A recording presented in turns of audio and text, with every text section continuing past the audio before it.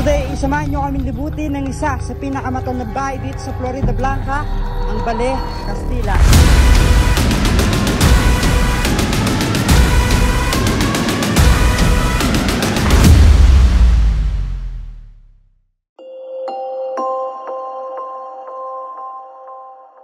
Base sa nakalap naming impormasyon, ang Ballet Castilla ay itinayo noong early 1918 nina Don Ramon Rodriguez Infante, isang purong Espanyol, at nina Doña Rafaela Limonco Infante, isang mestisang Chinese. Kung makikita nyo itong nasa likuran ko, ito ang main staircase ng Ballet Castilla.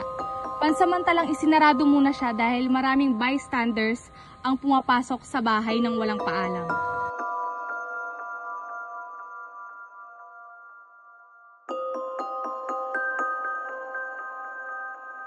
Ngayon ay nasa likod tayo ng mismong bahay o ng Ballet Castilla. Kung mapapansin nyo sa aking likuran, meron isang hagdanan na tinatawag nilang servant staircase kung saan doon lang pwedeng pumasok o pumanik ang serbedora ng pamilya. Ngayon, susubukan natin pasukin ang loob ng Ballet Castilla at tignan natin kung totoo nga ba ang mga kwento-kwento dito.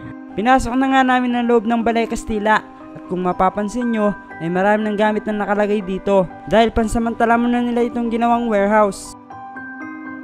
Nagpapasalamat naman kami sa mga bagong namamahala dito dahil isa kami sa mga maswerteng nabigyan ng pagkakataon na pasukin ng bahay bago sila tuluyang magsagawa ng renovation. Ngayon, nandito na tayo sa mismong loob ng Ballet Castilla. Makikita nyo na medyo talagang luma na yung bahay dahil tinayo pa ito noong 1918. At kung mapapansin nyo, medyo old style na talaga siya. Parang yung typical na bahay talaga ng noong unang panahon. Ayan, kung makikita nyo, meron parang malawak na ano dito. Ano ba to dati? Siguro ito yung sala.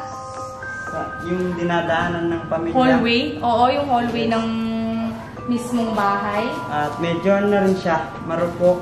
Yung pag tinapahan natin, kailangan natin mag-ingat. Kasi baka tayo malaglag sa baba. Ngayon, kailangan nating magdoble ingat sa pagtapak sa sahig para iwas disgrasya tayo. So, papasokan natin tong area na to. So, ito siguro yung papasok dun sa may balcony. Yes, ito yung parang entrance. Papasok dito sa loob ng bahay. Yan yung kanilang staircase. May main staircase sila dyan. So, kung mapapansin nyo talagang medyo napagdaanan na ng maraming panahon yung bahay. Tsaka pansinin nyo, yung bintana, talagang parang ginawa siya nung unang panahon pa talaga. Kasi, di ba, iba na yung klase ng mga bintana ngayon. May mga salamin. So, ito purong kahoy talaga siya. At alam nyo ba, na ang mga kahoy na nasa paligid natin ay hindi basta-basta kahoy. At hindi mo basta-basta mabibili sa kahit anong tindahan. Noong unang panahon, ang ginagamit na kahoy ng mga tao ay mga nara, at ang mga haligi naman dito sa bahay ay mga mulawin. Puno ng mulawin. Kung mapapansin nyo rin, yung kisame dito sa may taas namin is medyo sira na siya. Parang napagdaanan na rin talaga ng maraming panahon. Siguro sa katagalan ng bahay, kaya ganyan na siya. Pero may pinaplano sila ditong restoration or renovation ng Ballet Castilla. So, abangan natin kung anong magiging itsura nito after. So, punta naman tayo sa kabilang kwarto. Habang papasok nga kami, napansin ko na medyo marupok na ang mga sahig nito. Dahil na rin siguro sa katandaan ng bahay. Siguro ito yung kanilang kwarto. Dito pa sila nakatira. Yes. Pwede buksan yung mga yan, kuya? Pwede.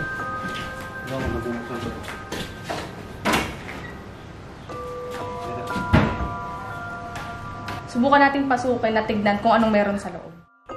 At binuksan ko na nga ang pangalawang pinto patungo sa kabilang kwarto. At sa mga oras na to, mas lalo ko pang na-appreciate ang bahay dahil sa mga struktura nito.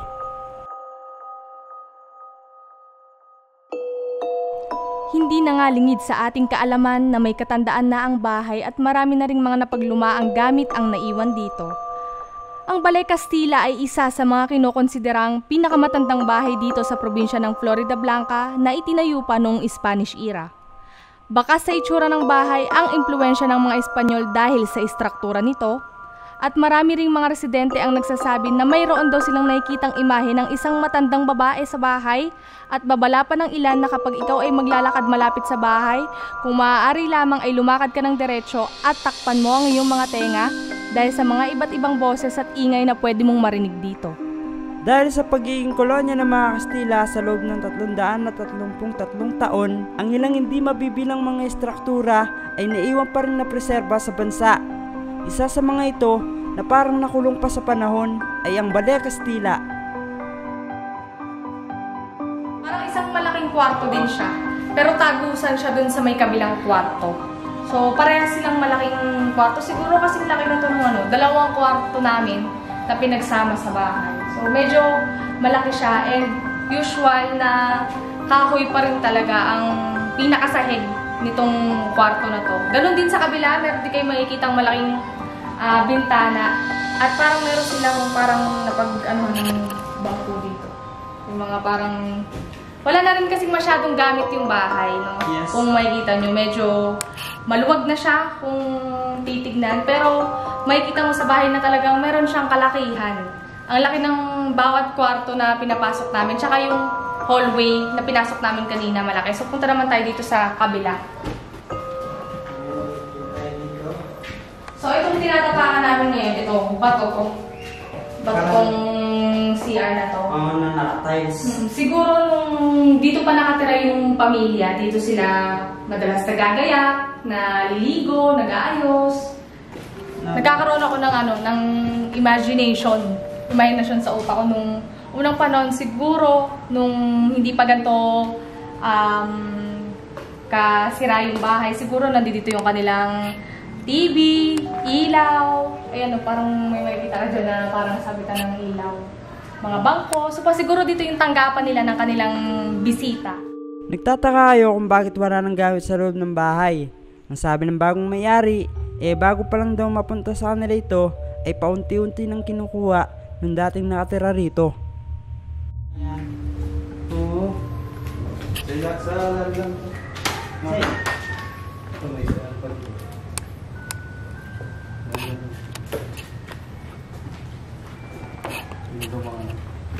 Kama nila. Dito naman sa kwarto na to, meron tayong makikitang Lumang kama. Lumang kama. Siguro nalaglag yung lagay ng ilaw. Oo. Tsaka meron silang tinatawag dito na sariling gamit ng mga serbidora ng pamilya kung saan na doon lang sila pwedeng gumamit ng banyo, mag-CR, maligo. Hindi sila allowed na gamitin yung gamit ng pamilya na nakatira dito noong unang panahon.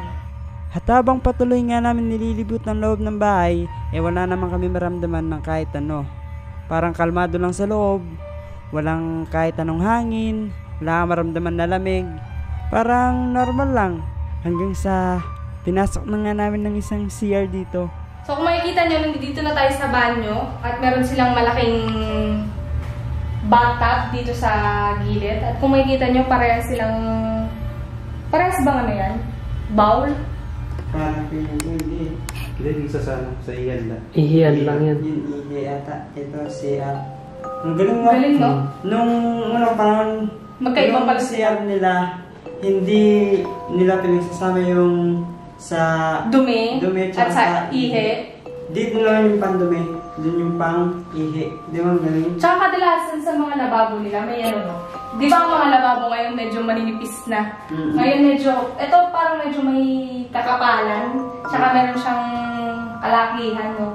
Siguro nung unang panahon dito nakalagay sa lamin. Ito yung lababo, nandun yung mga kagamitan nila. May ilaw. Ayun. Kung nakikita nyo, nandito ako ngayon sa kanilang balkonahe. At kung mapapansin nyo, yung mga nasa paligid ko, ito ang poste na gawa sa mulawin at mga nara. Kitang-kita naman natin na kahit ang tagal na ng lumipas na panahon, ay nakatayo pa rin sila hanggang ngayon. Kung matatandaan ninyo, nabanggit namin kanina na ang Balea Castilla ay itinayo noong early 1918. Pero hanggang ngayon, nape-preserve ng mga may-ari ng bahay ang ganda nito. At sobrang thankful kami kasi napuntahan namin siya at Nagkaroon kami ng pagkakataon na makatapak sa gantong klase ng bahay. kung namumukan nyo ang lugar, tama kayo. Dito, ipinalabas at dito isinuting ang puwera o sog. Ang Ballet Castilla ay isang Spanish style na dalawang palapag na gusali na may malawak na balkonahe, 4 na magkakaduktong na kwarto, eleganteng dining area at receiving section sa ikalawang palapag. Maraming taon na ang nakalilipas at ito na ngayon ang itsura ng ikalawang palapag ng bahay. Hindi na rin namin sinubukang pasukin ang unang palapag dahil marami na rin ang mga gamit na nakalagay dito. At sinasabi din ng bagong may-ari ng bahay, dito rin nakalibing sa private chapel ang unang nagmamay-ari ng Ballet Castilla. Sabi nila, ang Ballet Castilla ay ginawang tortured area o tortured house noong unang panahon. Ngunit ang mga ito ay pawang walang katotohanan at kwento-kwento lamang. Dahil kami mismo, naranasan namin pumasok at wala naman kaming kakaibang naramdaman. Sa katunayan, kaya maaga kaming pumunta dito ay dahil nagsasara sila ng alas 5 ng hapon. Kaya wag muna nating husgahan ang lugar base lamang sa ating mga nakikita o mga naririnig. At mas mabuting alamin natin ang mga storya na nababalot dito at mas lalo pa nating pagyamanin. Sabi nga nila, don't judge the book by its cover.